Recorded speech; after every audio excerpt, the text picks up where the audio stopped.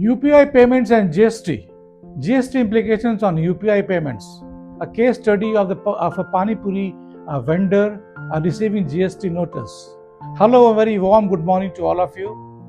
This is Sandeep Singh, a retired Indian Revenue Service Officer, your host, and I welcome you on this platform. So today we'll discuss on the issue of GST implications on UPI payment, UPI transactions.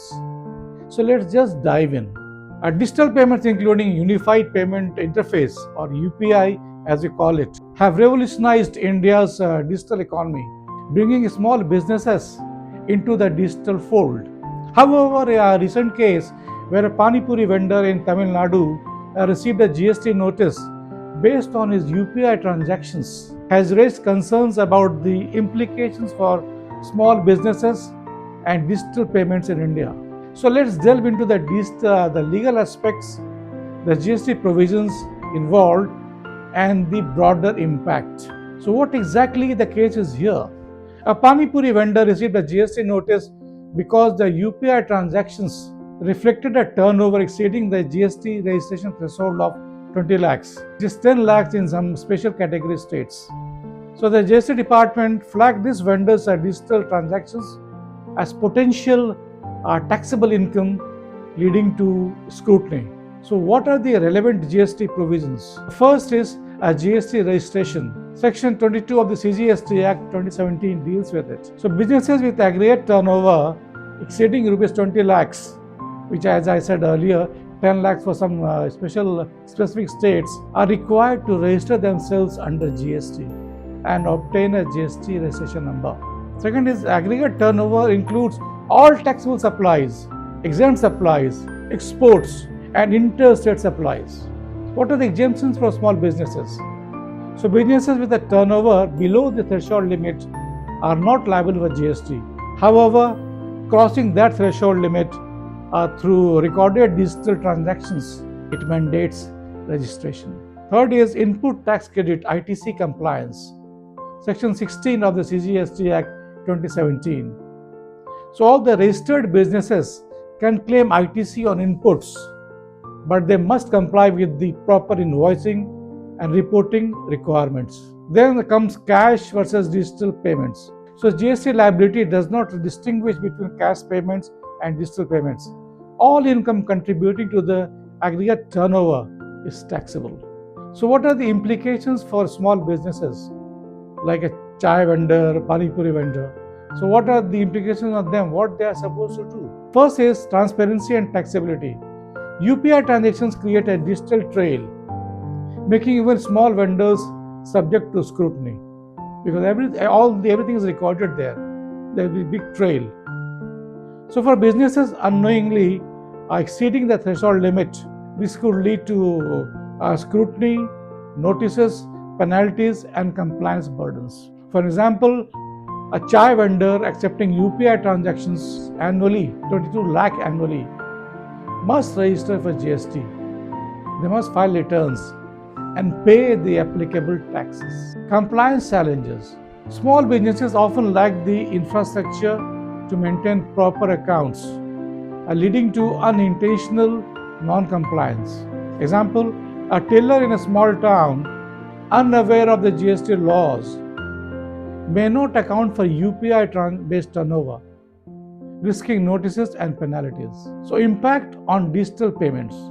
So fear of tax scrutiny could discourage small vendors from adopting UPI payments, undermining India's goal of becoming a digital economy, a cashless economy. So what are the key concerns? Number one is double taxing, double counting of transactions. UPI deposits are often mistaken for turnover, even when they include the personal transfers or non-business transactions. So proper differentiation is needed to avoid unnecessary notices. Second is lack of awareness. Many small vendors are unaware of the GST threshold and the implications of digital payment trails. So what is required is a policy clarity. So policy clarity is needed.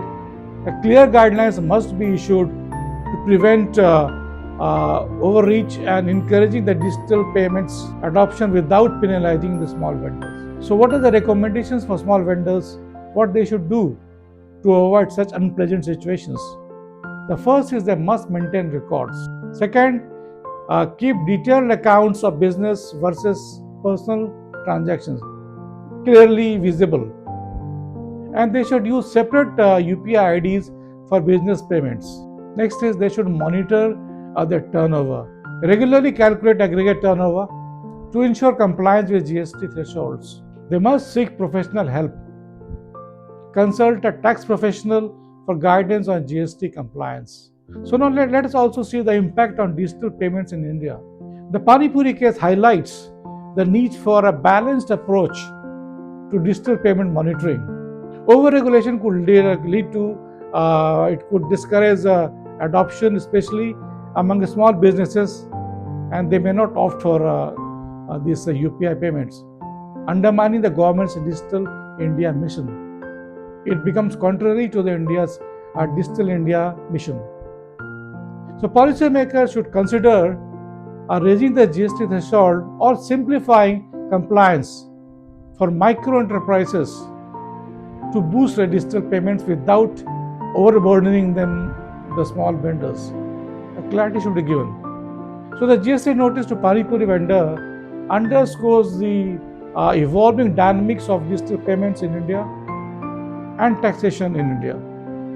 So while transparency in UPI transactions is beneficial, it is crucial to address compliance burdens for small businesses.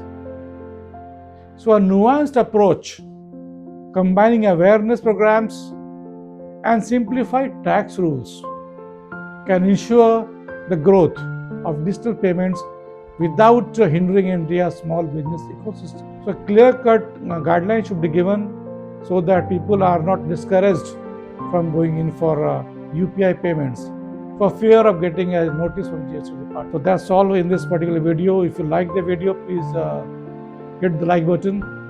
If you have got any queries, you can leave a query in the comment box. And please subscribe to the channel if you have not done so far. Stay compliant, stay safe, and see you in the next video. Thank you so much for watching.